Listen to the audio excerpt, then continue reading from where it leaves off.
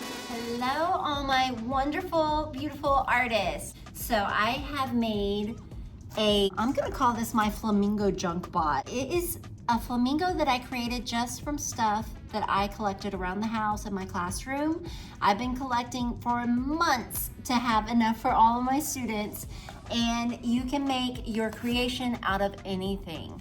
So we just have a little piece of cardboard and we have some bins of junk, and we're gonna upcycle them. We're gonna reuse them and repurpose them and make some fun, beautiful art.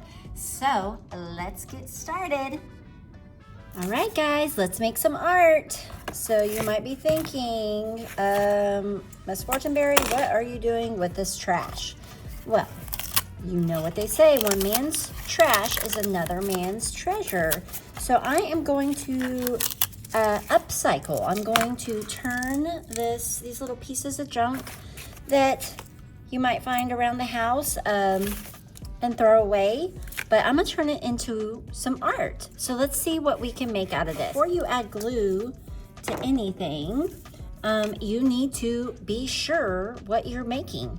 So you might make a face, you might make it look like a robot or an animal. So I think I'm going to try to make some sort of bird. Let's see what I can do. I'm gonna make this the body. We're gonna have a head, and we need some legs. I love flamingos. So I have this cord here and it bends really easily. And you need to play around with your composition before you add glue. Okay, oh, that looks pretty good. And then I have the head, the neck. So I have this from an old shower. So maybe let's see, I could glue something like that. Okay, I need a beak. This came off an old toy. I think it was like a helicopter toy. I could add like maybe an eye. Oh, this was an old lid to like a sippy cup. Stick that in there. And then this, voila, that could be my eye. Like that. And then we have the leg. Do you see it? I see it. Now I need some wings. So I thought maybe some of these leaves would work. Put these on here.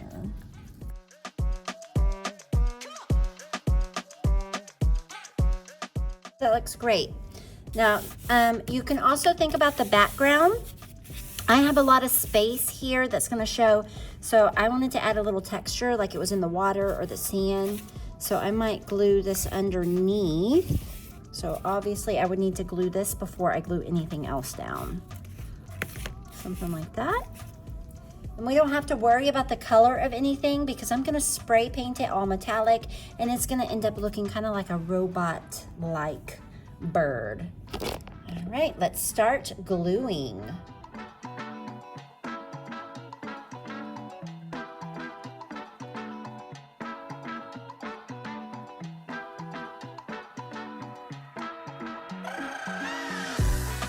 So we are using tacky glue. Some things may be hard to stick down with tacky glue. Don't give up on it.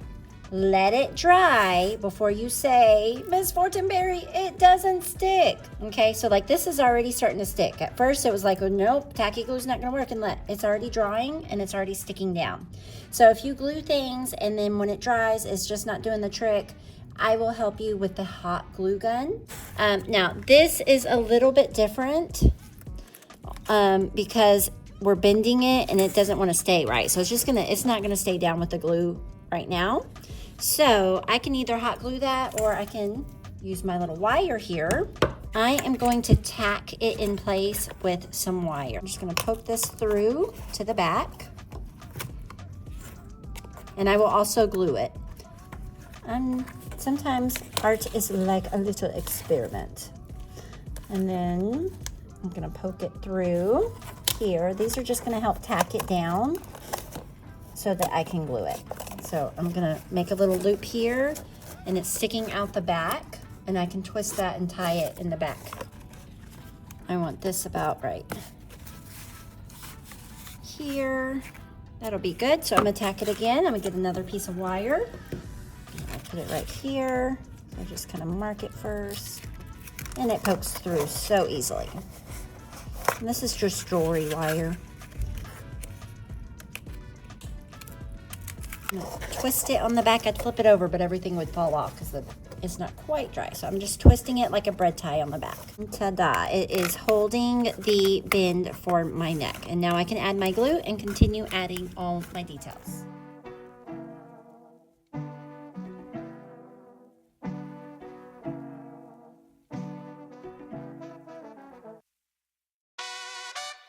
Okay, so we are going to let my creation dry and then reassess what needs more glue or a different technique to make it all stay before we move on to any other step. Okay guys, we have it all glued together. Whoops, upside down. There's a lawnmower going. Don't they know I'm trying to record? All right, I'm gonna spray paint it and I'll show you the next step. Let's go. So I'm back inside. This dries super fast. I have my flamingo creation with all my junk. So I told you guys it was gonna come together, but I feel like I need to add a little bit extra something with paint. So I'm gonna take some black paint and I'm gonna do what we call dry brushing on it. So I'm gonna show you how to do that. Some of your pieces may need a different color in the background, maybe some dry brushing in the background. Some of you may want to do it on the actual object. Everybody's art is gonna be a little bit different and we can talk about it when you get to this step. I think most of my students are probably gonna just need black, but I had a flamingo and I just really wanted a touch of pink. Not too much because I do want it to be silver and metallic to make it look like it's all metal.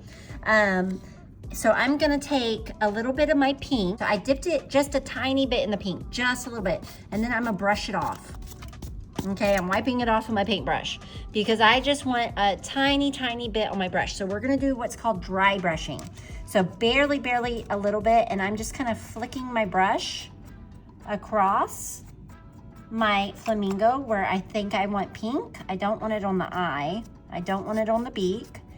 And I'm not re-dipping it for a while because I just want that tiny bit. If you get too much on your artwork, just have one of these nearby when you start the process. Take it and kind of dab it up so that you don't have globs of paint. So you just want like it's called a dry brush. You're barely adding any paint to your project. So I'm gonna add it to my body. I still haven't re-dipped my brush. The drier it is, the better. You don't want a really wet brush for this process. And I'm just rubbing it all over, kind of like I'm scrubbing it without running my bristles though. Okay, I need a little bit more, so I'm gonna dip it just a little bit in that part I dried off and just kind of swirl it on there so it's not too much. You can always add more, but it's hard. See, that was too much. This part may be hard to wipe off because it's fabric. But it works. So I'm just kind of adding a little bit here and there. I don't want to cover up my silver. I want my project to be silver because I want it to look like metal, kind of like a flamingo robot, right? I do not want to get this on my background. The whole point is for me to have the flamingo stand out from the background.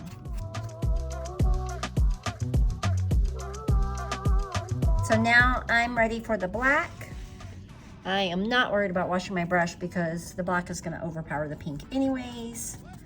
And this dries super fast. So again, get as much off of it as you can. And I'm gonna add it to my eyes.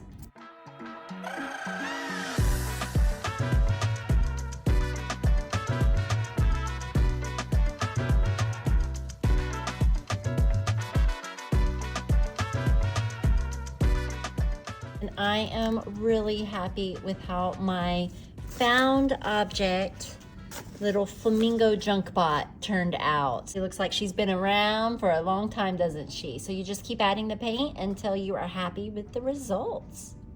Have fun, guys. Can't wait to see all my students' beautiful creations.